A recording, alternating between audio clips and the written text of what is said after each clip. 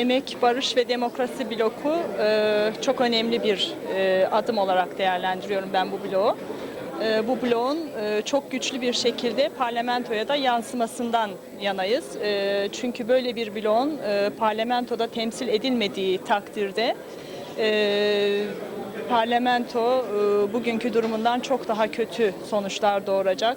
Türkiye şu anda içinde bulunduğu kaos durumundan çok daha kötülere gidecek. Çünkü Türkiye'de güçlü bir sola ihtiyaç var.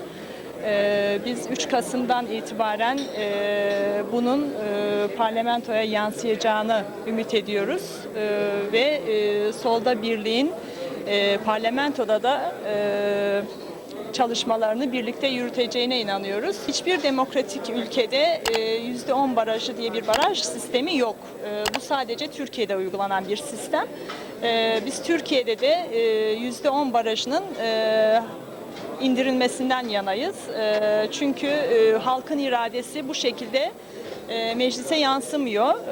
Eğer baraj %5'lere, %4'lere hatta hiç baraj sistemi olmazsa insanlar kendi seçtikleri milletvekillerini parlamentoda görebilecek, kendi sorunlarına daha kolay çözümler arayabilecek. Çünkü insanlar kendi seçtikleri milletvekillerini parlamentoda göremiyor.